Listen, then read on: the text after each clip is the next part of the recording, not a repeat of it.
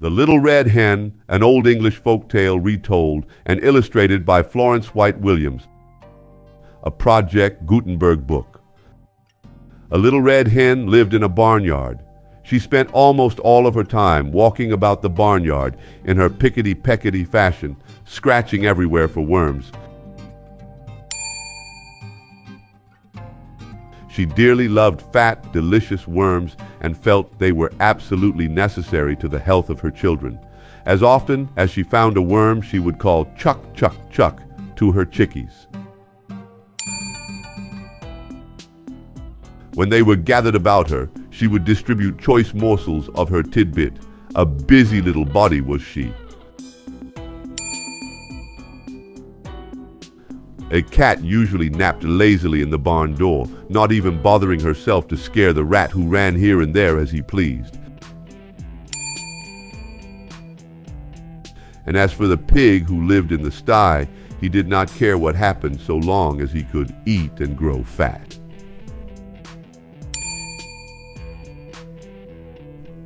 One day, the little red hen found a seed. It was a wheat seed. But the little red hen was so accustomed to bugs and worms that she supposed this to be some new and perhaps very delicious kind of meat.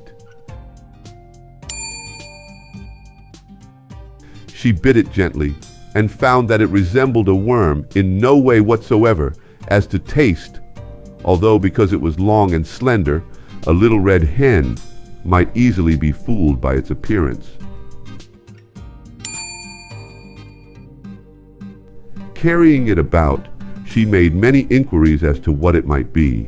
She found it was a wheat seed, and that, if planted, it would grow up, and when ripe, it could be made into flour and then into bread. When she discovered that, she knew it ought to be planted. She was so busy hunting food for herself and her family that naturally she thought she ought not to take time to plant it. So she thought of the pig, upon whom time must hang heavily, and of the cat who had nothing to do, and of the great fat rat with his idle hours. And she called loudly, "Who will plant the seed?" But the pig said, "Not I." And the cat said, "Not I." And the rat said, "Not I." "Well then," said the little red hen, "I will." And she did. Then she went on with her daily duties through the long summer days, scratching for worms and feeding her chicks, while the pig grew fat, and the cat grew fat, and the rat grew fat, and the wheat grew tall and ready for harvest. So one day the little red hen chanced to notice how large the wheat was and that the grain was ripe. So she ran about calling briskly, "Who will cut the wheat?" The pig said, "Not I." The cat said, "Not I." The rat said, "Not I." "Well then," said the little red hen, "I will." And she did. She got the sickle from among the farmer's tools in the barn and proceeded to cut off all of the big plant of wheat. On the ground lay the nicely cut wheat, ready to be gathered and threshed. But the newest and yellowest and downiest of Mrs. Hen's chicks set up a peep, peep, peeping in their most vigorous fashion, proclaiming to the world at large, but most particularly to their mother, that she was neglecting them. Poor little red hen, she felt quite bewildered and hardly knew where to turn. Her attention was sorely divided between her duty to her children and her duty to the wheat, for which she felt responsible. So again, in a very hopeful tone, she called out, "Who will thresh the wheat?" But the pig with a grunt said, "Not I," and the cat with a meow said, "Not I," and the rat, with a squeak, said, "Not I." So the little red hen, looking, it must be admitted, rather discouraged, said, "Well, I will then." And she did. Of course, she had to feed her babies first, though, and when she had gotten them all to sleep for their afternoon nap, she went out and threshed the wheat. Then she called out, "Who will carry the wheat to the mill to be ground?"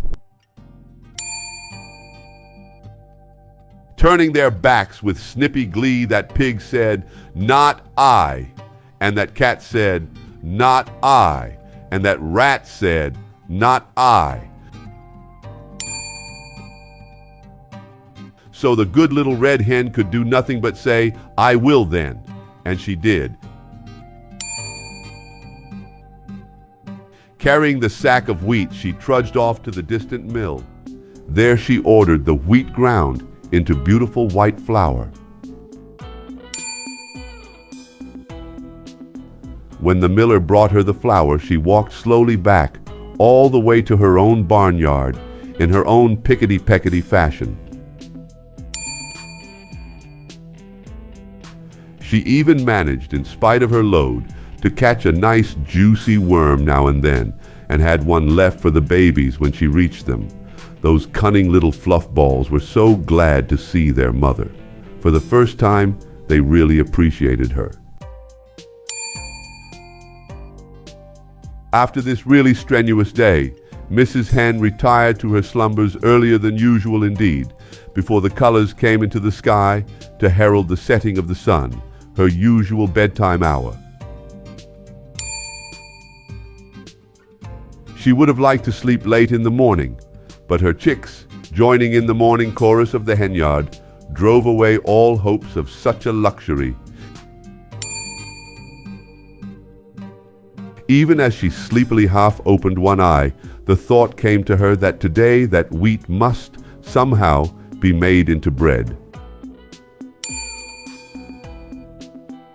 She was not in the habit of making bread, although, of course, anyone can make it if he or she follows the recipe with care, and she knew perfectly well that she could do it if necessary.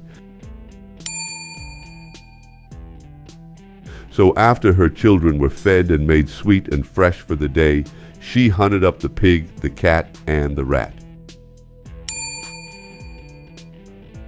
Still confident that they would surely help her someday, she sang out, "Who will make the bread?" Alas for the little red hen! Once more her hopes were dashed, for the pig said, "Not I." The cat said, "Not I," and the rat said, "Not I." So the little red hen said once more, "I will then," and she did.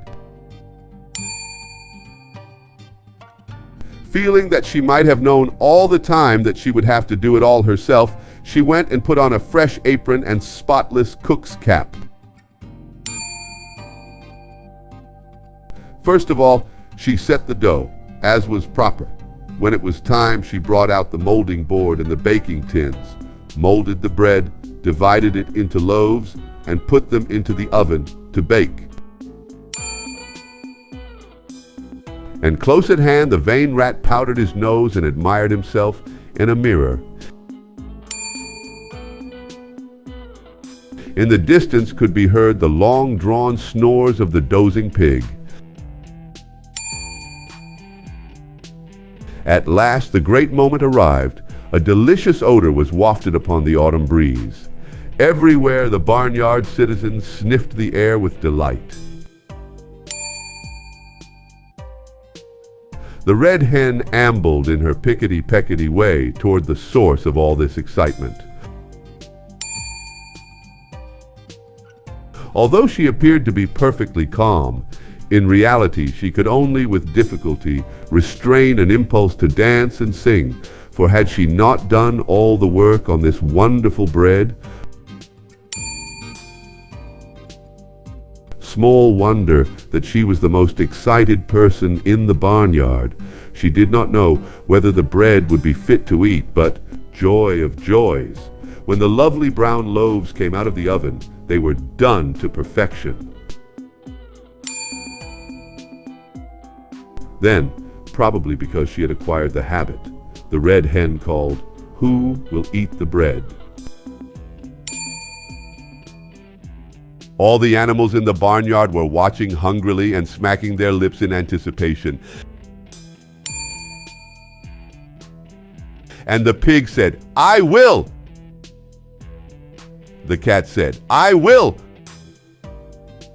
The rat said, "I will!" But the little red hen said, "No, you won't, I will!" And she did. The end.